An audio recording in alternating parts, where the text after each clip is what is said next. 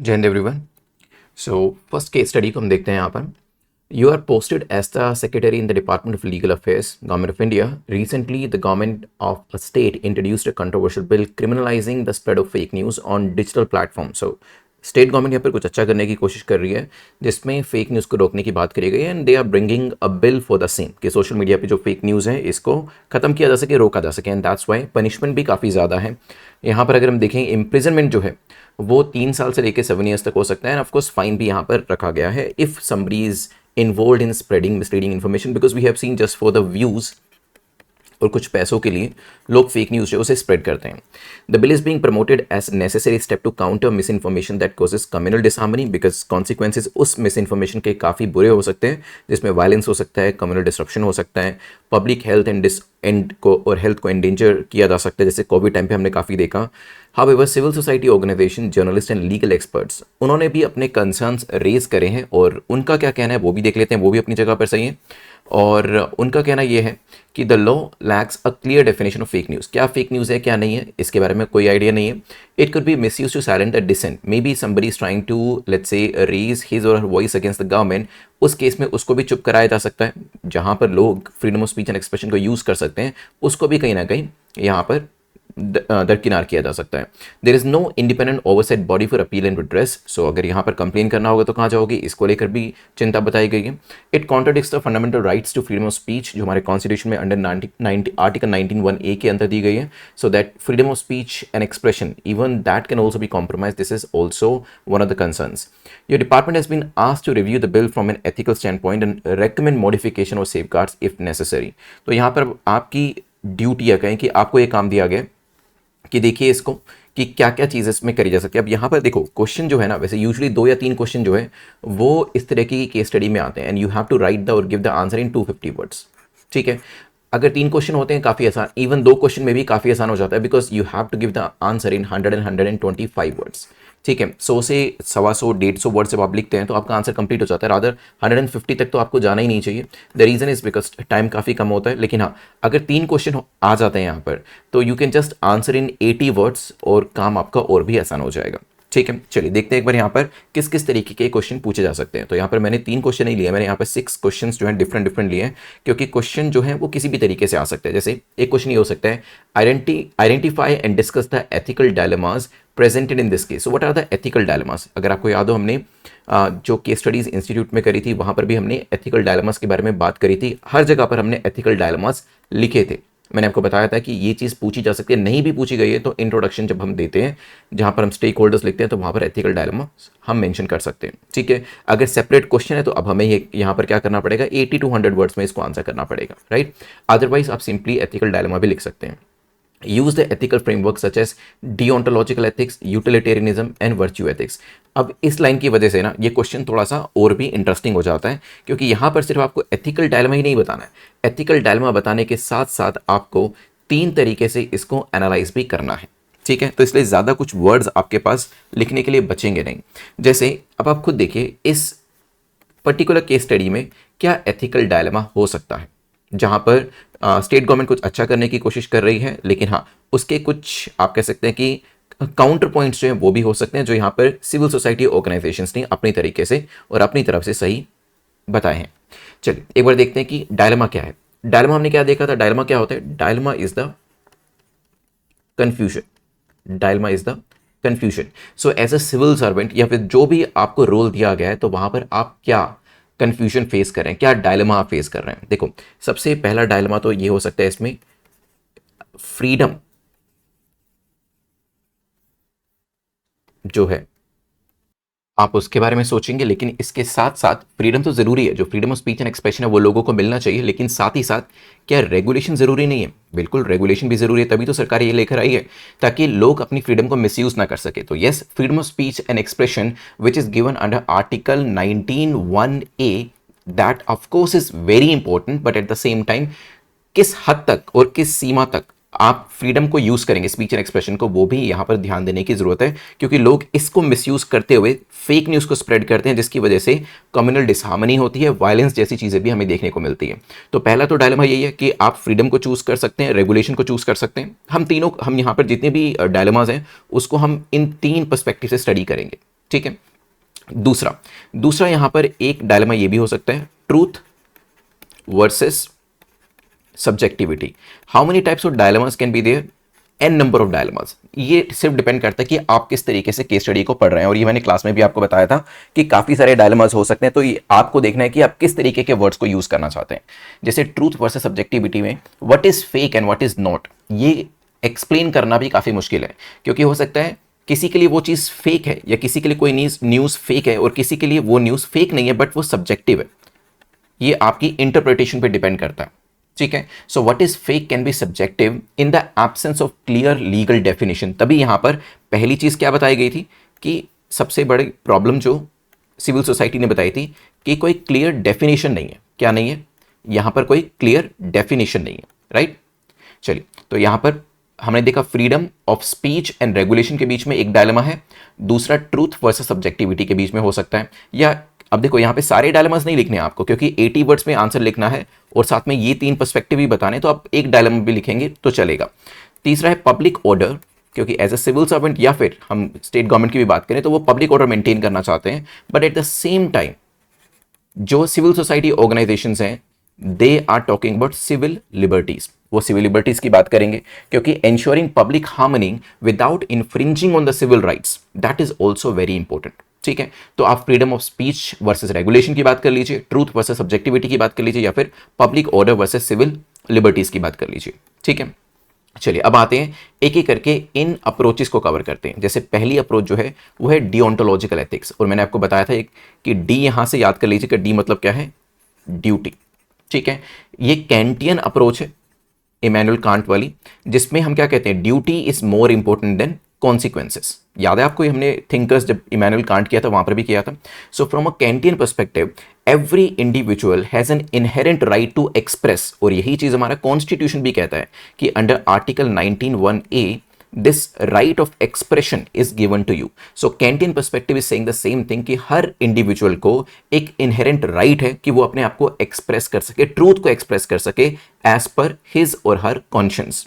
Censorship जहां पर होगी, खास तौर पर वेग लॉज की वजह से, वो क्या करेगी? वो मॉरल ऑटोनॉमी को अंडरमाइन करेगी, ठीक है। लेकिन साथ ही साथ ड्यूटी जो है किसकी है? Duty of the state is to uphold constitution values, not to suppress them. तो स्टेट की ड्यूटी क्या है कि वो कॉन्स्टिट्यूशन वैल्यूज, और वो क्या है? 19(1)(a, जहां पर भी freedom of speech and expression state ने हमें दिया है, उन ड्यूटीज को फॉलो करे, उन जो कंट्री में आपको कॉन्स्टिट्यूशन के अंदर दिया उसे फॉलो करें। लेकिन यहां पर मैं एक पॉइंट और भी ऐड करता हूं, जैसे स्टेट की ड्यूटी है कि वो कॉन्स्टिट्यूशन को अपहोल्ड करे, सिमिलरली जो पीपल है, इंडिविजुअल्स, उनकी भी ये ड्यूटी है कि वो फेक न्यूज को स्प्रेड ना करे, ठीक है। तो कैंटीन पर्सपेक्टिव क्योंकि ड्यूटी की बात करता है, ड्यूटी आप स्टेट की ड्यूटी की भी बात करिएगा और इंडिविजुअल की ड्यूटी की भी बात करिएगा, राइट। इस तरीके से आप कैंटियन पर्सपेक्टिव से या डिओन्टोलॉजिकल एथिक्स से इसे एक्सप्लेन कर सकते हैं।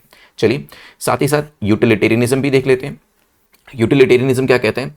It says that if the law prevents harm by reducing communal violence और let's say medical misinformation, जैसे हमें पेंडेमिक कोविड के टाइम पे देखने को मिला, then it may be justified. क्योंकि हमने क्या देखा? हमने देखा कि कोविड के टाइम पर भी, जस्ट अ सेकेंड, कोविड के टाइम पर भी क्या हो रहा था? मिस इन्फॉर्मेशन को स्प्रेड किया जा रहा था, और तब तो यूट्यूब ने खुद ही आके कहा कि कोविड को लेकर अगर आप कुछ भी अपलोड करना चाहते हैं, कोई भी वीडियो अपलोड करना चाहते हैं, तो उसको डबल चेक किया जाएगा और हो सकता है उसको मोनेटाइज भी ना किया जाए, ठीक है। बिकॉज लोग उस टाइम पर काफी नेगेटिव चीजें फैला रहे थे, ठीक है। सो यूटिलिटेरियनिज्म क्या कहता है? अगर लॉ प्रिवेंट कर सकता है कि कहीं पर भी कम्युनल वायलेंस हो सकता है, उसको हम रोक रहे हैं, कहीं पर भी मेडिकल मिस इन्फॉर्मेशन स्प्रेड हो सकती है, उसको हम रोक रहे हैं, तो ऐसा करना जस्टिफाइड है, ठीक है। क्योंकि यूटिलिटेरियनिज्म क्या कहता है? यूटिलिटेरियनिज्म कहता है maximum benefit for maximum number of people, ठीक है। यही कहता है कि ज्यादा से ज्यादा लोगों को फायदा होना चाहिए। तो यहां पर ये यूटिलिटेरियनिज्म जो पर्सपेक्टिव है, ये नेट कॉन्सिक्वेंसेस की बात करता है कि net consequences of suppressing dissent and fear among the citizens may lead to long term harm to democracy, ठीक है। तो नेट कॉन्सिक्वेंसेस जो है यहां पर नेगेटिव भी हो सकते हैं, तो आपको हमेशा टोटल कॉन्सिक्वेंसेस देखने की क्या वो पॉजिटिव है या नेगेटिव है। अगर आप इस तरीके से freedom of speech and expression को सप्रेस करेंगे तो फाइनल रिजल्ट उससे क्या निकल कर आएगा? अगर उससे फाइनल रिजल्ट ये निकल कर आ रहा है कि डेमोक्रेसी को नुकसान हो रहा है, ज्यादा लोगों को नुकसान हो रहा है, तब ये अप्रोच या फिर कहा जाए कि तब ये बिल या फिर इस तरीके से जो लोगों की freedom of speech and expression को दबाया जा रहा है वो सही नहीं है। लेकिन हाँ, अगर शॉर्ट टर्म में या फिर over a period of time you get an idea कि इससे कहीं ना कहीं रेगुलेशन की वजह से पीस एंड हार्मनी बनी रहेगी तो वो सही है। तो यहाँ पे आपको यही देखना है कि maximum number of people should be impacted in a positive manner. ठीक है, चलिए इसके बाद तीसरा आता है वर्च्यू एथिक्स, ये देख लेते हैं। सो यहां पर गवर्नेंस जो है, गवर्नेंस शुड रिफ्लेक्ट वर्च्यूज जैसे कि जस्टिस, टेम्परेंस, प्रूडेंस। अगर ये सब चीजें हो रही हैं तो क्या होगा, एक वर्चुअस पब्लिक ऑफिशियल्स इन सब चीजों को एनकरेज करेगा और साथ ही साथ जो रिस्पॉन्सिबल स्पीच है वो भी हमें देखने को मिलेगी। तो यहां पर गवर्नेंस जो है अगर वो बेहतर होगी तो जस्टिस भी होगा, टेम्परेंस, टेम्परेंस का क्या मतलब है, रेगुलेशन भी होगी, प्रूडेंस भी होगा, और वहां पर हमें इस तरीके के लॉज की जरूरत ही नहीं पड़ेगी। राइट, तो यहां पर एक तरीके से आप कह सकते हैं कि सेल्फ रेगुलेशन की बात करी जा रही है। तो तीनों पर्सपेक्टिव से आप इसको एक्सप्लेन कर सकते हैं। आपको जब भी 3 क्वेश्चंस में 80 वर्ड्स में या 100 वर्ड्स में 2 क्वेश्चन में इसे एक्सप्लेन करना पड़ेगा। आप देख रहे हैं कि 3 पर्सपेक्टिव लिखने हैं और ऊपर आपको डायलेमा भी लिखना है, तो 20 वर्ड्स के आसपास की ही लिमिट मिलेगी, 20 वर्ड्स में ही आपको एक्सप्लेन करना पड़ेगा। जब हम एथिक्स की बात करते हैं, ethics demands precision, proportionality and transparency.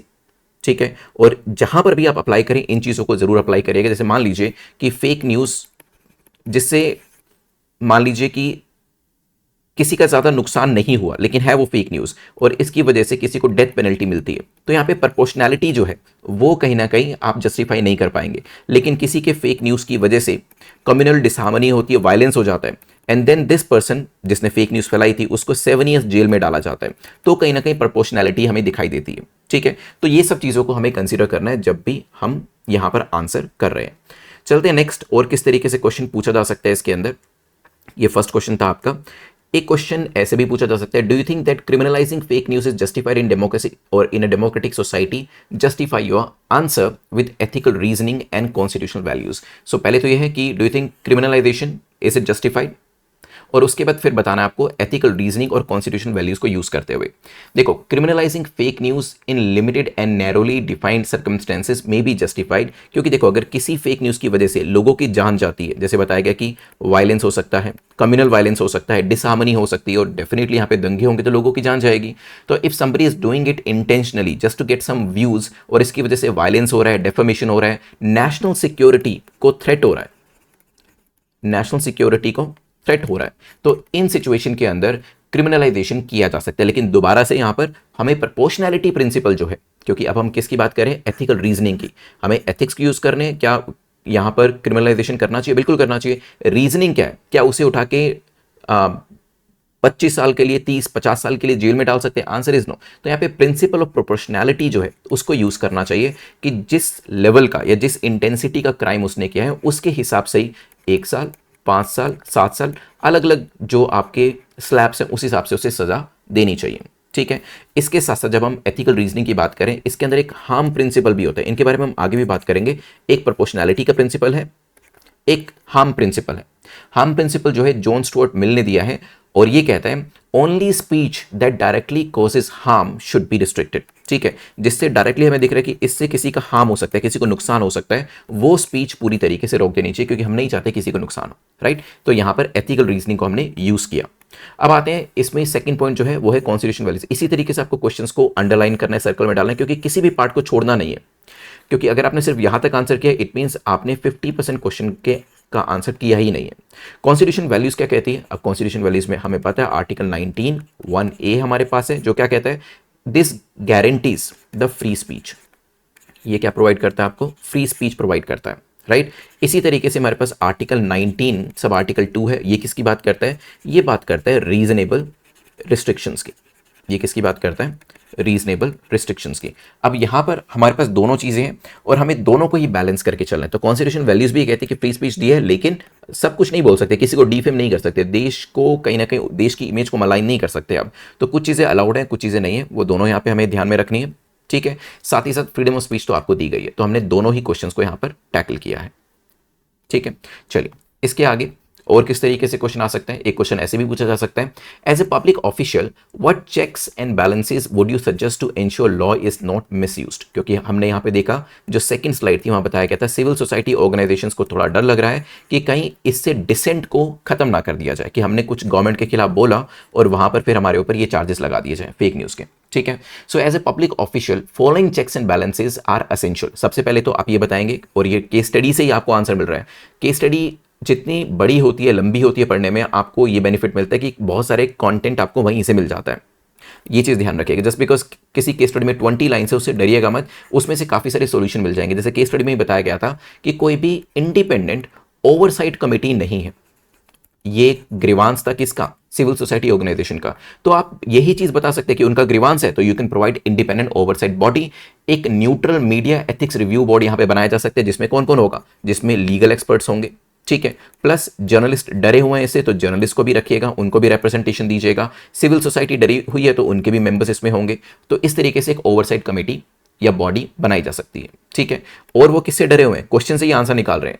उनको लग रहा है कि फेक न्यूज़ की कोई डेफिनेशन ही नहीं है, जिसकी वजह से सब्जेक्टिविटी बढ़ रही है। तो फेक न्यूज़ जो है इसकी डेफिनेशन नहीं है, तो फेक न्यूज़ की डेफिनेशन बता दीजिए, इसको डिफाइन कर दीजिए, ऑब्जेक्टिवली इसे डिफाइन कर दीजिए, ताकि पता हो कि ये फेक न्यूज़ है, ये नहीं है। क्लियर डिमार्केशन होना चाहिए, ताकि बाद में ऐसा ना हो कि हमें यही नहीं पता चल रहा है कि फेक न्यूज़ क्या है और क्या नहीं है, राइट। तीसरा, नो प्रायर सेंसरशिप, ये आप अपनी तरफ से लेकर आ रहे हैं, ये 2 पॉइंट्स हमने क्वेश्चन में से ही निकाले हैं। नो प्रायर सेंसरशिप का मतलब है पोस्ट पब्लिकेशन अकाउंटेबिलिटी होनी चाहिए, ठीक है।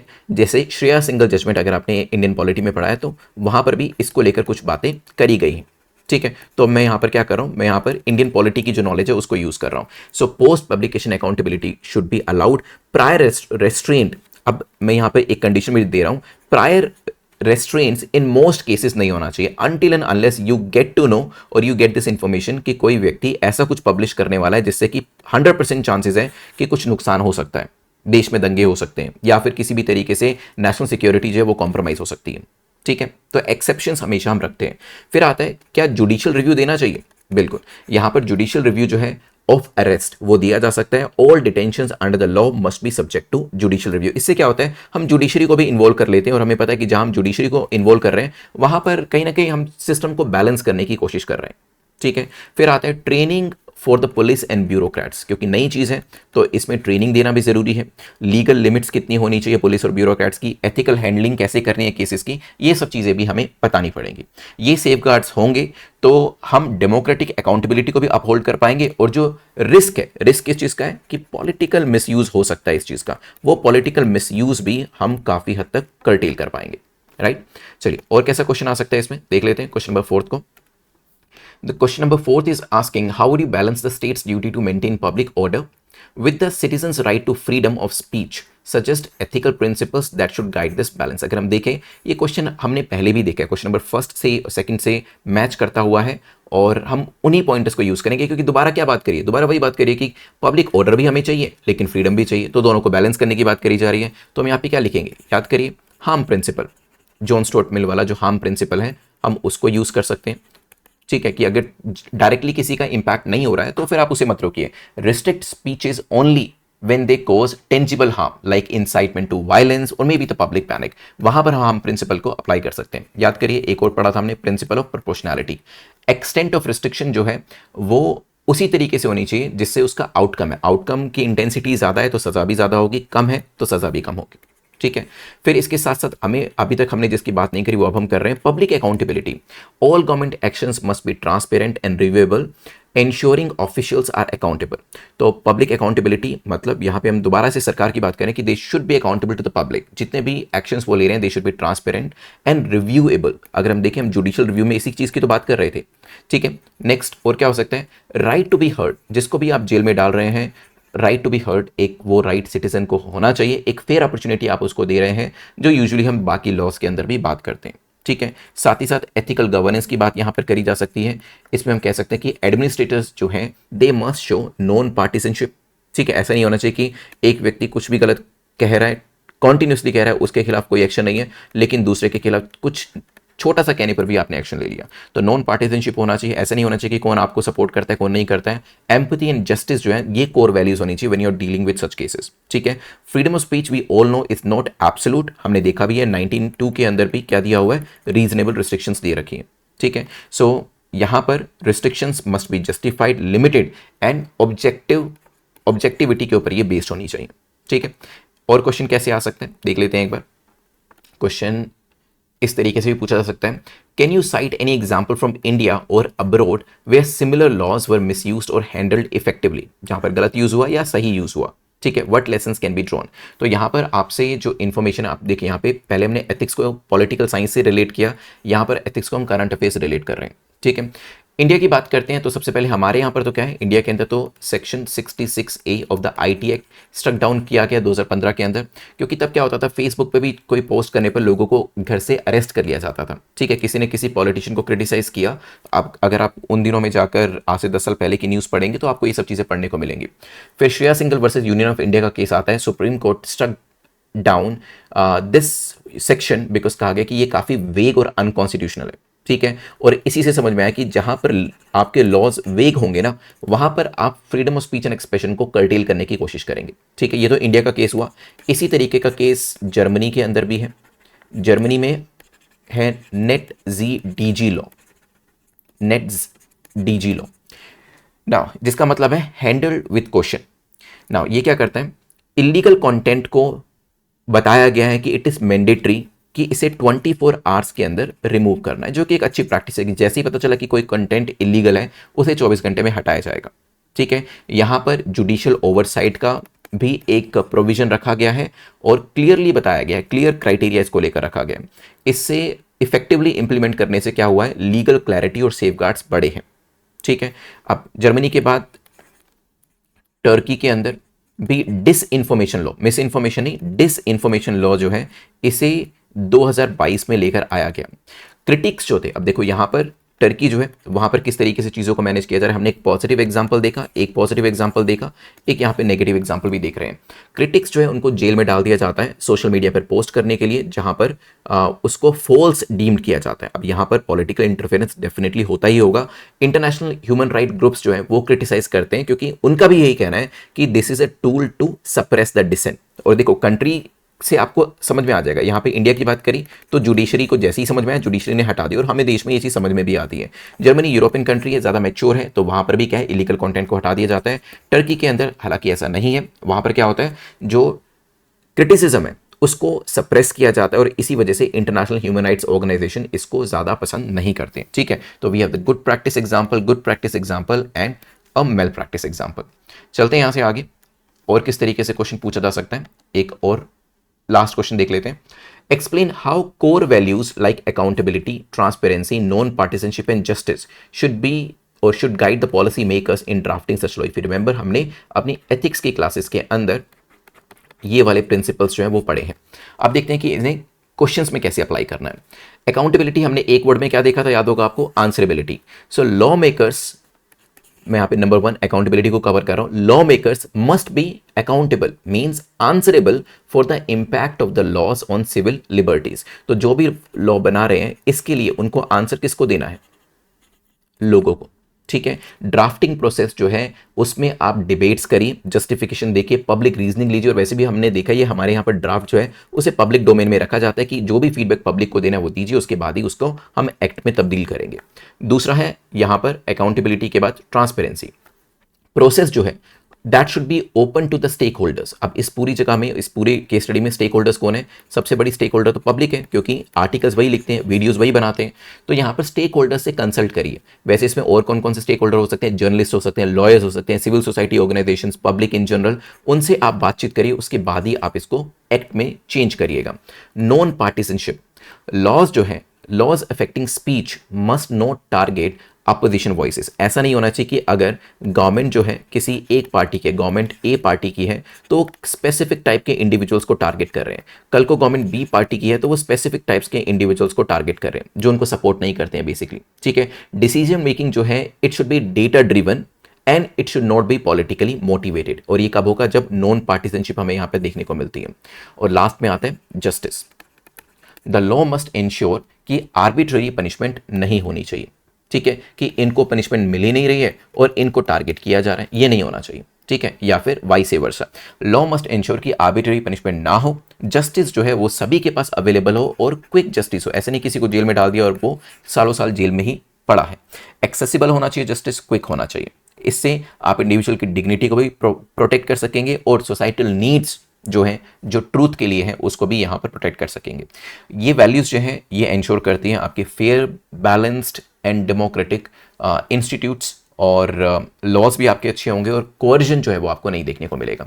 तो क्वेश्चन किसी भी तरीके से पूछा जा सकता है, सारे कुछ 6 क्वेश्चन आने के चांसेस ना के बराबर है, लेकिन हाँ 2 या 3 क्वेश्चन जरूर हो सकते हैं, और फिर वर्ड लिमिट को, जो 250 वर्ड्स की वर्ड लिमिट है, उसको ध्यान में रखकर आपको आंसर करना पड़ेगा। केस स्टडीज को अच्छे से पढ़िएगा, उसको अंडरलाइन करिएगा, जहां पर भी आपको लगे कि कुछ ऐसा पॉइंट है जो आप आंसर में यूज कर सकते हैं, उसमें प्लस का सिंबल लगा सकते हैं। तो जितना ध्यान से आप केस स्टडी को पढ़ेंगे उतने आंसर्स आप अच्छे से दे पाएंगे। सो आई होप आपने इस केस स्टडी को एंजॉय किया होगा। द नेक्स्ट केस स्टडी जो है वो इसके बाद हम लोग डिस्कस करेंगे, एंड वहां पर भी हमारे पास मल्टीपल क्वेश्चन होने वाले हैं। Thanks for watching guys, take care, जय हिंद।